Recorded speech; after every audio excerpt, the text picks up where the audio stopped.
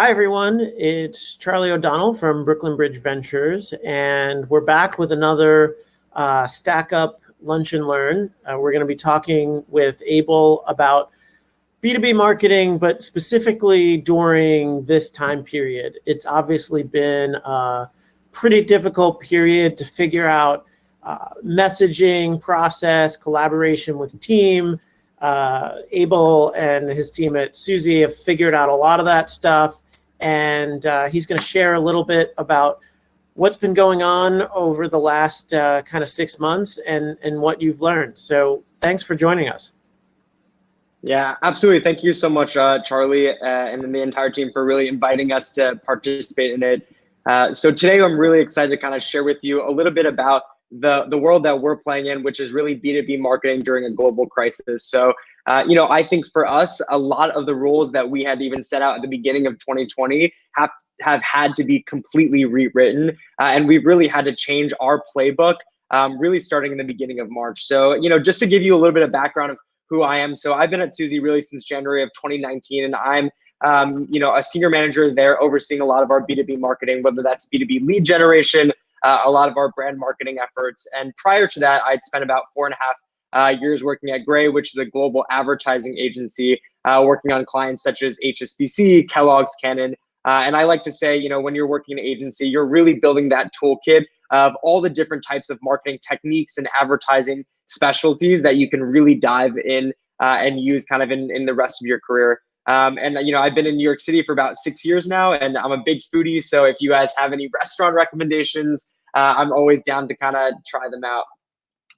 And just to give you guys a little bit of background, Suzy, we are a New York City-based SaaS company. We're about 100 large now, and we are a real-time market research platform that really helps companies make better, faster, more data-driven decisions. And our tool really combines a few things. One, we have a high-quality advanced market research tool, and we have our own proprietary US panel. So not only do we have the tool that lets you field that research, but also we have made sure that the people actually answering those questions are some of the highest quality people that you can possibly get in the US. And I think what's kind of cool about it is that during the pandemic, we've seen that more so than ever, people really need a tool like Suzy to make sure that they're keeping a pulse on their consumer and they're understanding how sentiment is really rapidly shifting.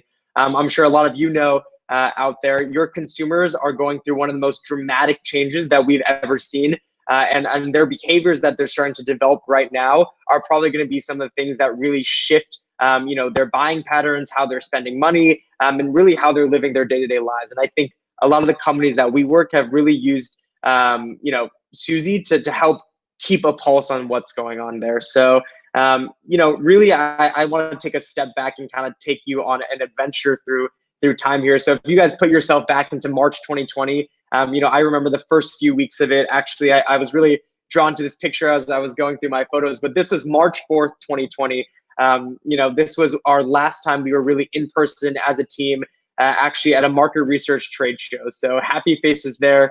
And we really had used live events as a great way to intersect with our audience. In the market research industry, there's a ton of these events that really draw together some of the biggest leaders in the insights community. And I think back and I look at this and I think, oh, wow, we've shifted so much of who we are as a company and the way that we approach marketing since we took this photo, really on March 4th. But, shortly after, I think 2 weeks after that, we really had a tornado that hit us. So, I really remember our leadership team sending out that email that said, hey, we're closing the office. We don't think we're going to be going back.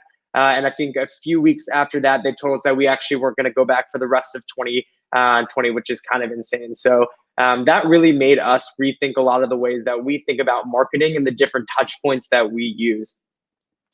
I always go back to this quote. Matt Britton, he is the CEO of Suzy.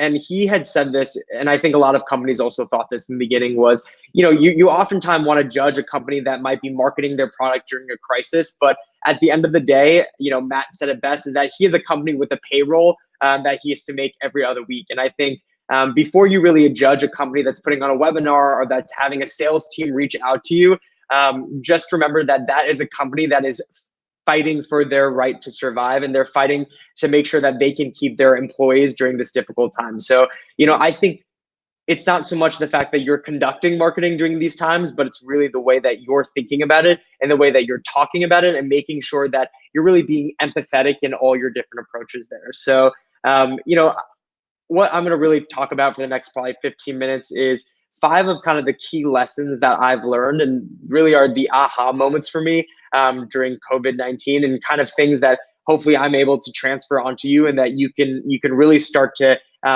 impart into your actual marketing program. So I think the first one here for us was really creating that trust and finding a way to really support your community and the businesses that you work with.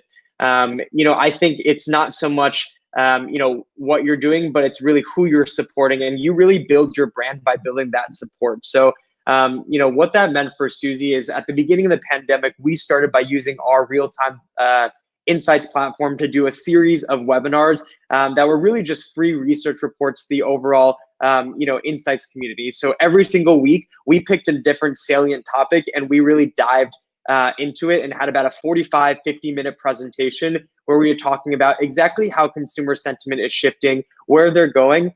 And I would say these are research reports that traditionally you would have to pay a lot of money to have access to, or you would have to commission your own research. And we touched on topics like, overall consumer sentiment. We talked about advertising. We talked about back to school.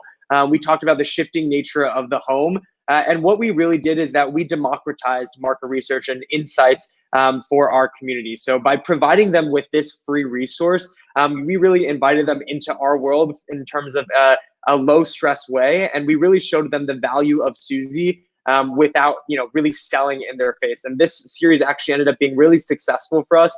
And we've continued it up to today. And really since the beginning of the pandemic, we've had almost 55,000 people who have engaged with either the content from this or some of the post-webinar content that we've created as part of this, which is pretty insane to think that you can really impact 55,000 people who then come into your funnel and they're listening to you talk about your product, which has been really incredible for us. To continue on to that, we also created a consumer insights hub here. So really taking a lot of those insights that we got from the Suzy platform, and we started creating different guides, infographics, different reports, really collecting all this knowledge center that we had created, really diving into our platform. So I think my challenge always to people is think about what your platform, what your software can offer to the world. And hopefully it's something that, there's some version of it or something that you can really give to people to help start to build that connection with them, hopefully for free. So we offered this completely for free. And, interesting enough, it almost cost nothing to create. We didn't really put any money into kind of attracting an audience beyond some paid advertising. And we were able to attract up to 300 to 400 people per week who are just coming in and constantly engaging with that content, which is pretty incredible. And finally, really creating those types of blog articles from it, really keeping some of those SEO words in mind, finding different ways that you can, take your insights and really create articles that help to benefit people and their lives. So, we touched on topics like important things to keep in mind when it comes to consumer spending in this kind of pandemic environment. So, I think for us, it was interesting to be able to use our platform for something that was socially good and making it accessible to everyone, whether you are an enterprise company all the way down to a startup, and really helping people find the best way that they could keep consumer sentiment across everything that they did and make sure that they had a pulse in terms of what's happening in the world. The second lesson that I think I learned is really you need to make sure that your advertising is aligned with what's happening in the world. You need to make sure that you are not tone deaf. And I don't think that's to say that you should not be advertising during a time of crisis, right? I think it's really making sure that your messaging really looks at the cultural and societal nuances that are happening and making sure that you're really keeping a pulse on that, right? The more that you can align your messaging to what's happening in the world, the more that helps you really intersect with the lives of your end consumer, which I think is so valuable. And here's just an example of something that we had created.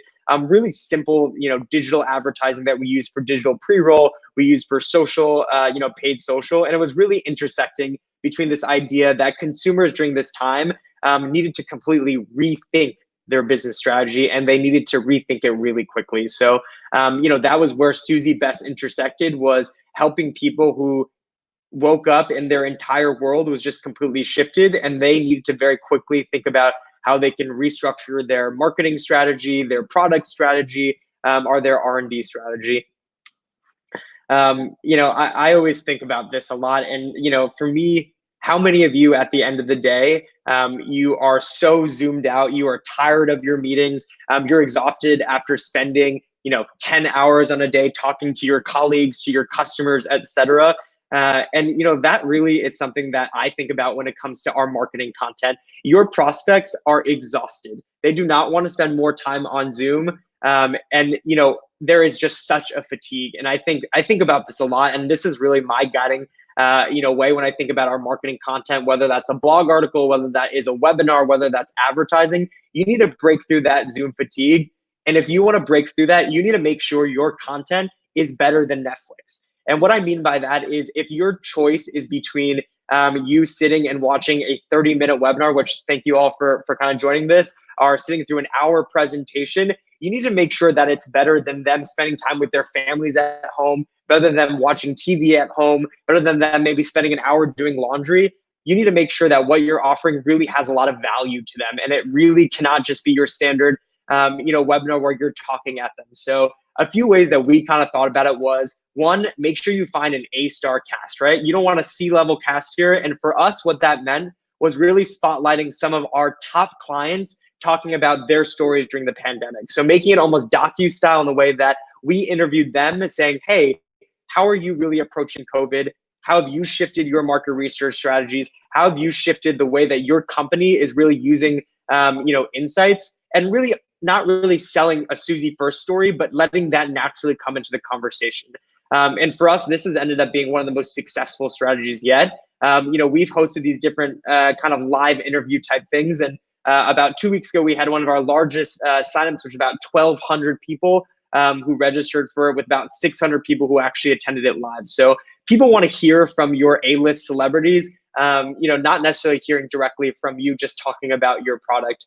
And I think we found ways to really naturally integrate ourselves into it without pushing a Suzy first messaging. Second, for us, it was really important to make sure that any content that we created and any advertising had an interactive nature to it, right? So you want to make sure that you really invite people into your narrative. And for us, we did this segment called Ask America. So throughout the series, whether it's a webinar, whether it's different types of content, every 10 to 15 minutes, we would ask a question of, hey, what do you want to know most about consumers right now? And what we had the luxury of doing is that, because of the fast nature of the Suzy tool, we could take what people wanted to know best, ask the audience, and by the end of the 30-minute session, we could reveal those results. So that helps it a way of really integrating people directly into our different types of content, and making sure that they felt like they were part of the story versus it just being us talking directly to them, which is pretty great.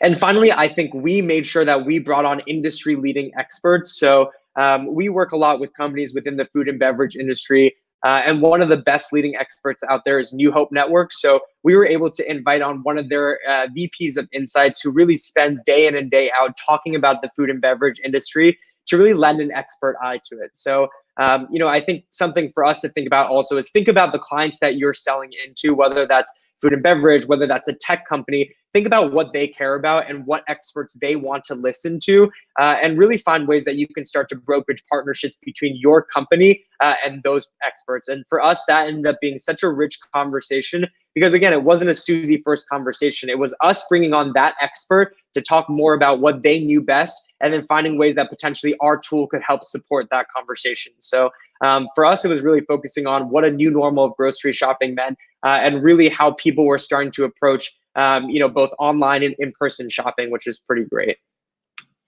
Finally, I think for me, this is kind of interesting, but what I learned is that your company is not the most important thing in the world that deserves a front page headline. So for you companies out there who have PR budgets, obviously, we are all tied to what's that ROI? Are they coming up with stories that help to push our story? And I think during a pandemic, and especially with everything going on in the world, we really quickly realized that we are not the most important thing in the world. So I think for us, it was a slight nuance, but we changed our approach to PR by inviting press to take part in our world.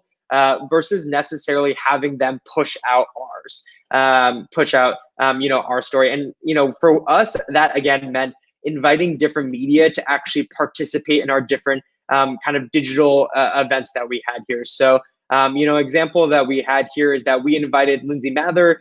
She's a deputy editor at Domino Media Group, which is a really large home-focused magazine, to really come in and join us. And what we got was, instead of just Matt talking about, the future of home and insights from it, we really invited Lindsay to really spotlight some of the work that she's doing. So some of the articles that she's created, some of the knowledge hubs that she's really started to forge forward. And I think that really helps you create content that is truly more interesting, right? And that kind of really ties back to my earlier point of, if you're going to create content, you got to make sure it's better than Netflix and that is more interesting than anything else out there. So, we were really lucky to have Lindsay join us. And then actually next week, we're doing a webinar where we're going to have Crystal Lindell, who is an editor at Candy Industry, who's going to really be talking to us about how Halloween has changed. So again, finding a way that you can find different speakers from media to spotlight when you're talking about your own interesting kind of insights into the world. So again, for us, that's helped to add allure to what we're talking about and making sure that it's really a conversation between us and someone else and not just us talking at someone, which has been pretty incredible. And this is kind of my final lesson to you all, but I wake up every day and I'm scared, right? But I also think I'm incredibly excited. And I think what that means for me is that right now, everything that we know about B2B marketing has had to be rewritten. And I think it's kind of exciting for me in the sense that we get to charge forward and define what it means to be a new marketing center. And I think we have the new opportunity to experiment with new formats. And I'm not going to say every single thing we've tried has worked, because there's definitely been things that failed, that they were not successful. But there are new opportunities now that we are kind of all at home, glued to our computers, that we can really reach our consumers. So for me, I think that means taking that as an opportunity and really running with it, and not being scared to test out new formats that might seem a little unorthodox, but at the end of the day could have massive ROI in terms of delivering your marketing qualified leads and really increasing your brand awareness during this time. So one of the things that was kind of interesting for us was we started piloting this thing called executive roundtables that we use both at the top of the funnel and also mid funnel. So really finding ways that we can bring together our unique clients together, our prospects, and have conversations about the industry at large. So again, not really focusing on us, Suzy, as a product and saying, hey, Suzy is blah, blah, blah. Like, let's just talk about that. But really focusing on, hey, what are the challenges you're facing in the current market research industry? How are things being disrupted within your company? How has you as an industry really stayed on top of trends and everything like that? And for us, that helps you really broaden and put your company on top of mind. And it's not an expensive thing to do to say, hey, let's get 6 people, let's get you on a Zoom, and let's introduce a network and create that community, which has been super helpful for us. And again, I think this is just one of the many ways that we have been thinking about, hey, this is not necessarily something I would have done in a pre-COVID environment, but now we have that flexibility with everyone on Zoom. And how do we really maximize the fact that people have a little bit more time and they're not traveling, and they can really hop onto things like this pretty quickly. And it's been such a really good way for us to really build that brand for us. So, and another thing, we started our own first digital summit, which will be happening actually at the end of October. But again, another way where you can kind of create that in-person event feeling, but digitally. So, I think I talked about the really beginning of this is that we really leaned in heavily on having in-person events as part of the tentpole of our marketing strategy. And we had to really shift the way that we thought about what it meant to build a community among our prospects and among our clients. And I'm really excited to have this be kind of the accumulation at the end of this year, a full summit where we're going to take some of those insights in terms of creating content like Netflix, bringing on those A-star casts to be part of it, and really creating an engaging experience that helps our consumers and our customers help to plan for what hopefully will be, a brighter year next year. And I always, this quote from Winston Churchill always kind of struck me, but a pessimist always sees the difficulty in every opportunity, but an optimist sees the opportunity in every difficulty. And I think for me, this year has been incredibly difficult. We've had to rethink everything that we know, and we've had to rethink the way that we structure our marketing programs. But if you keep a bright eye towards it and see the opportunity, everything, there's a lot that you can learn and a lot of things that you can start to build this year that help to build your brand and help to build that marketing strategy, which has been pretty incredible. So that's really all I have for you. But again, thank you all, so much for listening in and kind of going on this journey with me. And if you guys have any other questions or you want to chat more about how you can structure some of your B2B marketing or marketing in general, I'm always happy to kind of chat a little bit more with you. So I have a bunch of questions, and I certainly want to invite folks. Oh, great, we'll go with focusing on the faces now for the Q&A. Anybody who wants to ask a question, you can use the Ask a Question button at the bottom, or just tap in the chat. But my first question is, a lot of people are listening to you talk about all the stuff that you did, right? And the pinnacle of it being this summit.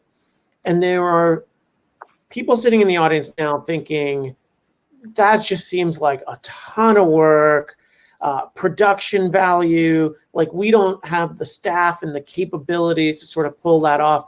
How do you manage being on a startup marketing team that probably doesn't have as many resources as you would like, with the volume of stuff you've been doing versus things like production value, things, did you hire an outside team, or did you find that if the content's good, that's good enough, or how do you deal with that?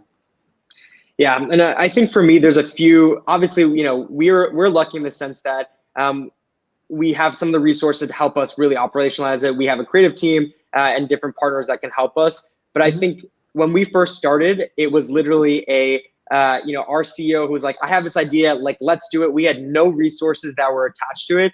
And I think about it, there's kind of baby steps to it, right? I think one of the ideas that I talked about was, how can you get clients on some sort of roundtable in a Zoom room? You don't need a high production value for that. If you have a Zoom account, you can invite 5 people for 45 minutes for free. And that's not a really difficult thing for you to do there, right? I think the second thing, doing webinars type things, sure, you can get a really expensive platform, but you really easily can buy, Zoom webinars for a couple $100, and you can use MailChimp for free to email out to people. And you can pretty quickly use different resources like Canva, which can help you make creative assets, and you can build together a program pretty quickly. I think the thing for us to always realize is that when you're thinking about your content, it's not so much having your company come through first, right? I'm not selling a Suzy first story in all of these things. Suzy is underpinned in all of that, but it's really, how do I make sure that I'm adding value to my end consumer and making sure that they really view Suzy as a partner, whether that's as a paid partner, whether it's a free partner right now, but keeping us top of mind so that hopefully one day when they do have budgets back, when things become unfrozen, that they're like, oh yeah, I've been going to Suzy webinars for the last year. I've seen the amount of value that they will breathe. I really love what they do, but sure, I don't have the budget now, but next year when things are hopefully looking a little better, hopefully it can be a much, much easier conversation where it's a little bit warmer for that lead. And did you take that content, those webinars, and try and turn them into anything else? Instead of just posting a full, hour-long webinar, do you chop it up into clips? You try and write blog posts out of it? And is that the internal team that would do that kind of thing? Yeah, so I won't promise to take this idea as my own, but our content, strategy team, we have this idea of, the webinar itself, or that video content, or that panel is really your Thanksgiving turkey, right? So you have your Thanksgiving turkey, you put a lot of effort to it, it comes out on Thanksgiving. But when you're done with that, you have all these bits and pieces that you can then make meals for the next 2 weeks. And we really think about the ways that we can really continue to breathe life into that content. So a few things that we did were, one, we wrote blog articles, so taking some of the highlights from that and posting that. 2, we started to take those webinars and started making little 30-second clips of some of the highlights of those. 3, we're taking out maybe little quotes from it and posting it on social media.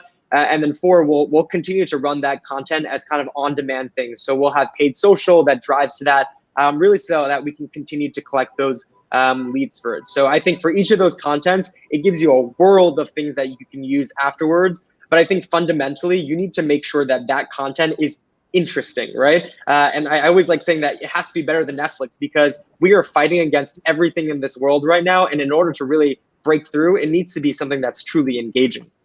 So I have a question specific to surveys, which obviously is what you guys know and do for a living.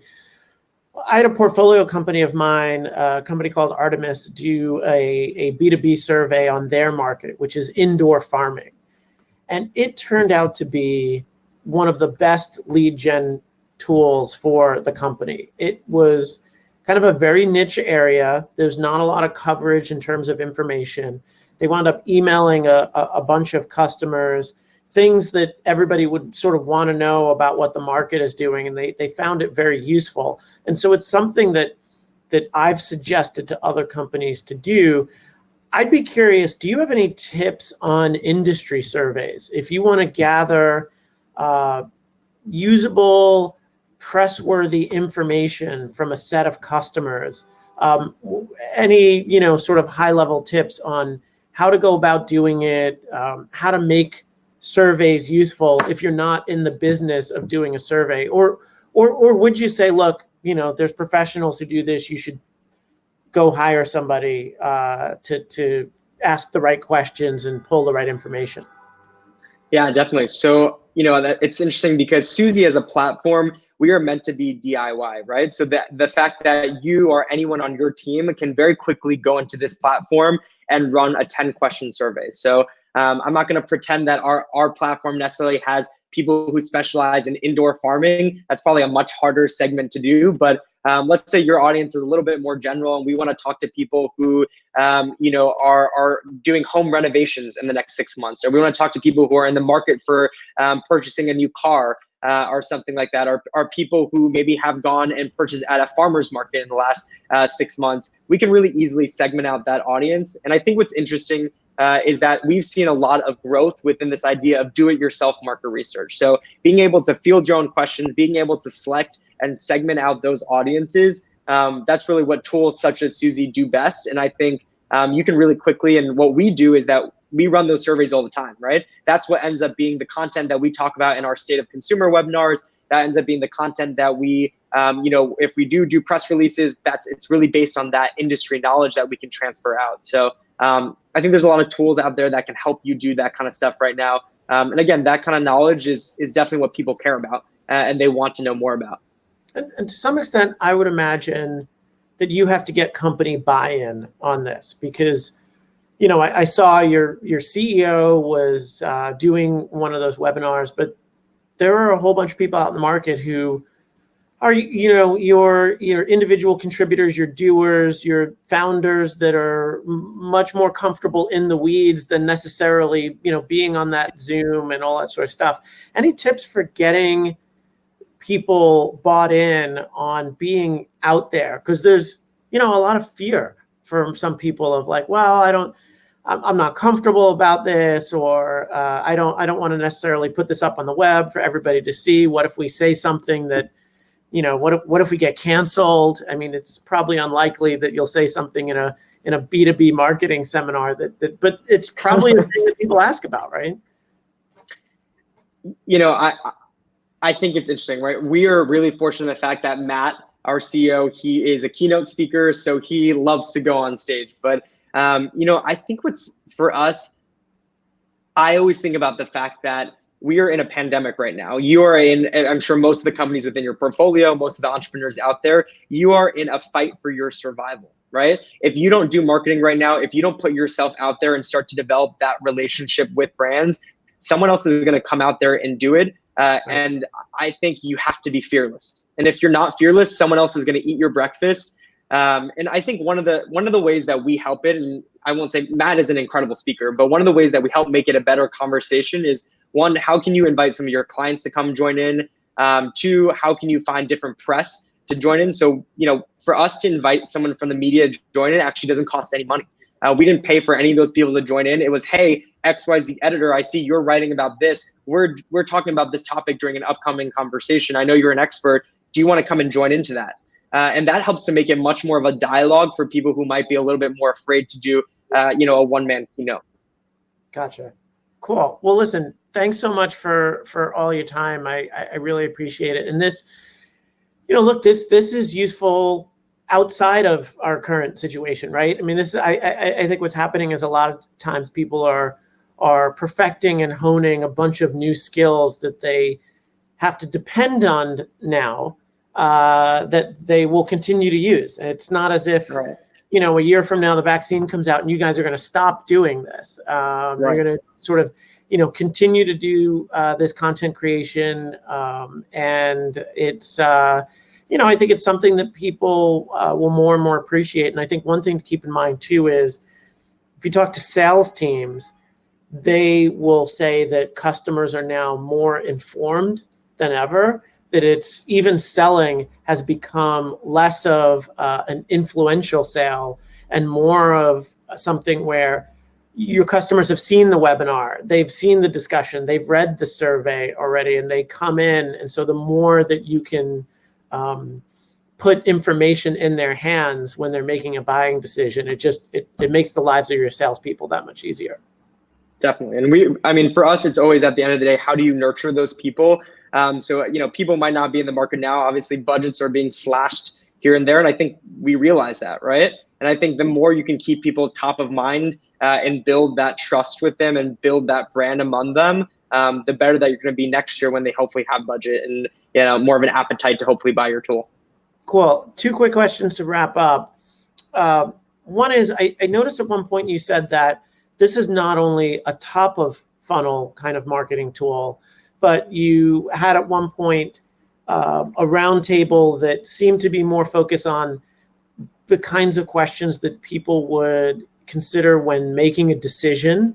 So it was producing content for people who were already in your funnel that I guess you were, sending out as part of maybe a drip campaign or something like that. So I think that was super interesting. That was less of a question than a point, but my other question was, I'm sure with a lot of these content marketing initiatives, you talked about, 50,000 people. You're now going to, if you lean into this, get a lot more people in the top of the funnel. So you probably need to double down on really good lead scoring.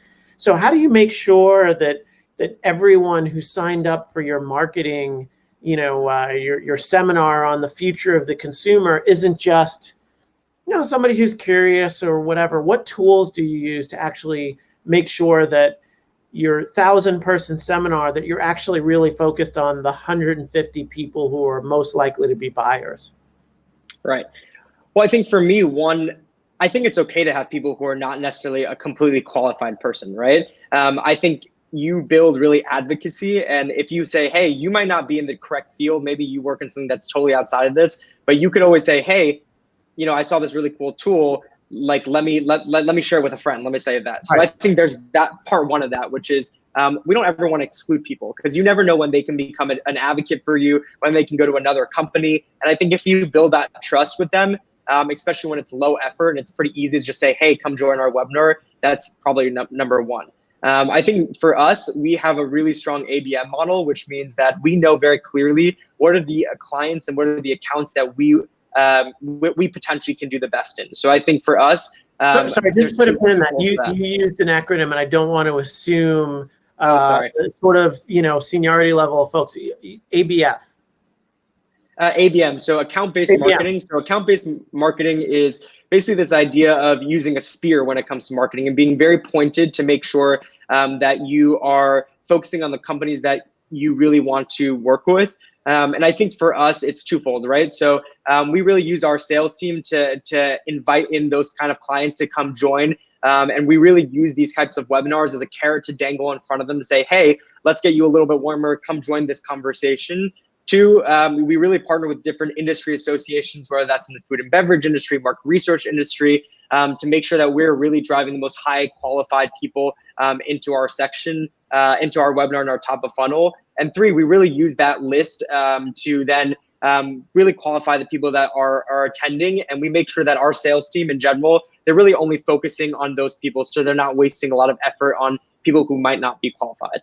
Now, when you partner with those industry associations, do you bring in somebody from the association to be part of the conversation and therefore essentially, they're likely to then market it? Or are you, because some of those associations are in the business of selling lists or selling access to your members, would you ever pay for that access, or are they willing to just market it because their person's on the webinar?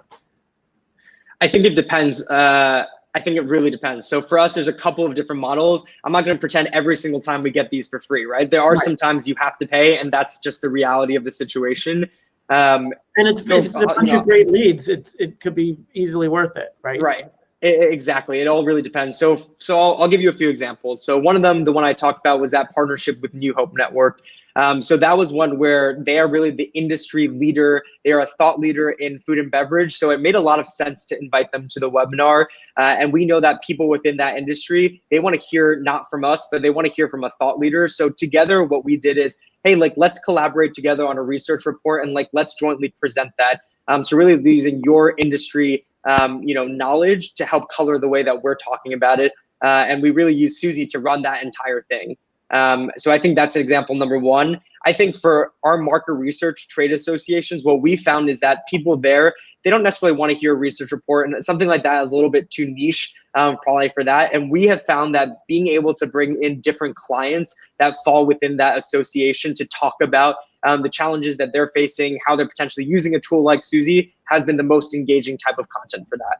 And I think a lot of times I see the mistake that marketers use is that they're like, let me create a webinar that's like 5 easy ways that I can use, XYZ tool. Like, that's not really going to drive people to your thing.